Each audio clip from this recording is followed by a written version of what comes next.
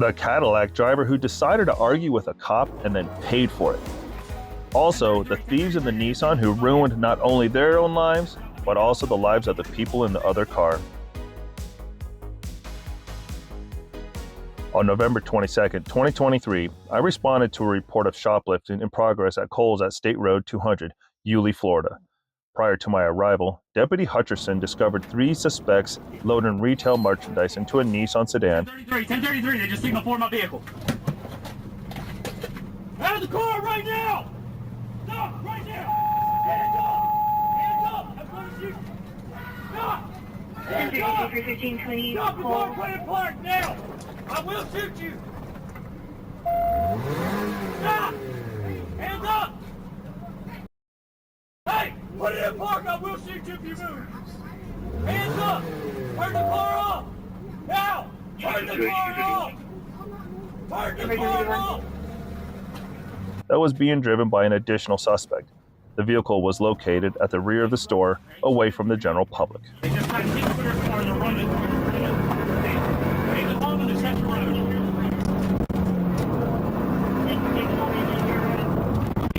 Tan color. Nissan. Altima. They're turning toward trade. There's a trade at the moment. 1014 on Altima. Let them take the moment. After being struck by the vehicle, Deputy Hutcherson exited the vehicle, drew his firearm, and instructed the occupants to exit the vehicle.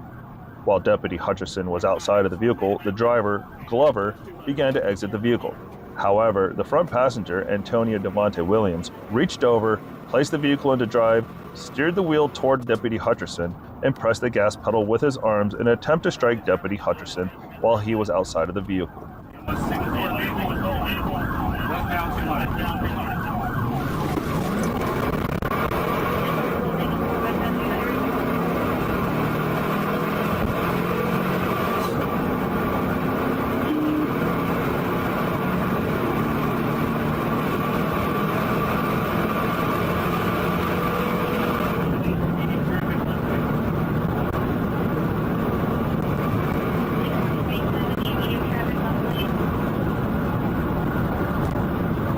During the pursuit, the Nissan sedan operated by Glover placed multiple vehicles in danger as it drove recklessly through the traffic, nearly striking multiple vehicles.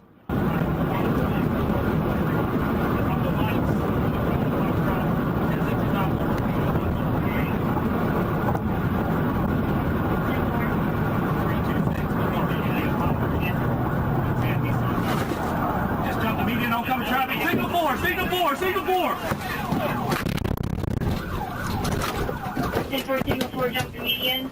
The vehicle continued down State Road 200 until it neared Lofton Oaks, where it crossed over the median and became airborne prior to entering the opposing eastbound lane of traffic. Shortly after crossing the median, the vehicle collided with another vehicle from the opposing lane of traffic. Both vehicles immediately became disabled, trapping all occupants within both vehicles. The driver of the vehicle that was struck by the suspect vehicle was identified as Sierra Desiree Fawcett. Ms. Fawcett suffered serious injuries in the crash and was transported to UF Shands Hospital, where she is in stable condition at the time of this report. Okay, we're going to do that. Well, I'm waiting for some rescue units to get cleared up, all right? Because you're the least hurt one out of everybody. I'm hurting back. What's that? I'm hurting back. I didn't hear you. I said I'm hurting back. You're running back. No, I'm hurting back. Okay, give me just a minute. The suspect vehicle contained many of the retail merchandise clothing items stolen from Kohl's, with the majority still featuring price tags. The total items stolen and recovered is $1,785. The stolen items were placed into NCSO evidence. Just to clarify the content, there's a pickup truck with no license plate in front, and a cop pulls it over. On the right, there's a Cadillac, as it turns out later, the owner of this pickup truck. His mother is driving the pickup truck.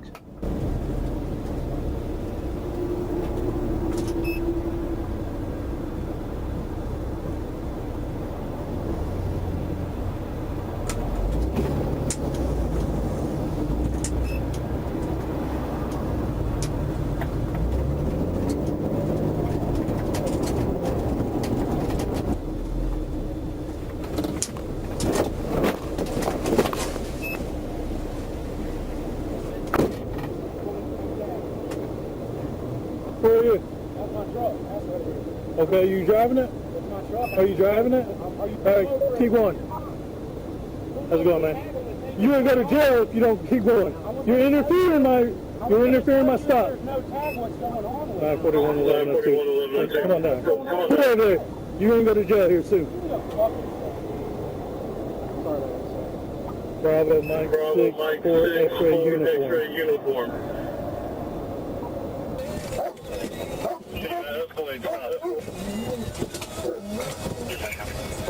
On August 26, 2024, I responded to assist Trooper Sam, who had requested backup while he was conducting a motor vehicle stop.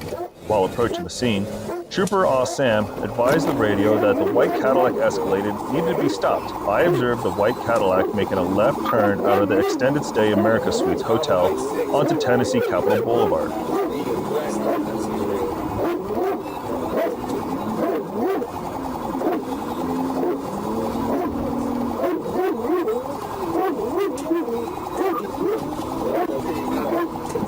The vehicle continued traveling westbound on US 90 with my patrol vehicle's license sirens activated. I then pulled alongside the vehicle so that the driver would acknowledge my attempt to conduct a motor vehicle stop. The vehicle continued traveling westbound in excess of 50 miles per hour in a 45 mile per hour zone.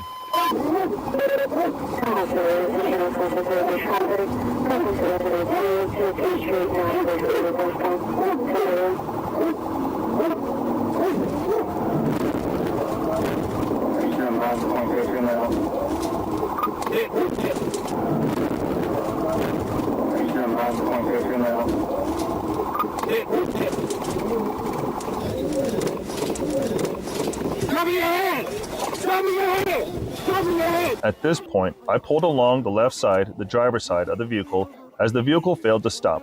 I conducted a pit maneuver. I'll tell him you should have stopped, and you should have stopped. I haven't anything on me. Of course, still out. Still out. Who else is in the car? Nobody. You didn't have to hit me. Where you should have stopped. All didn't move. Didn't move. It's all right. You're going to jail, man. Stop.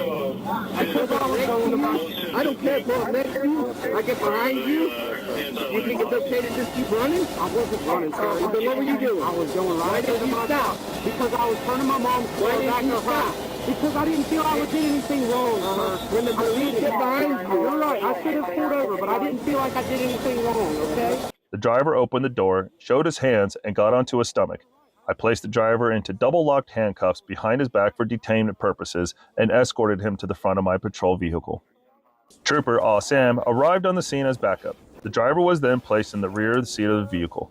Trooper Sam then transported him to Leon County Jail for booking. Thanks for your time, and have a great day.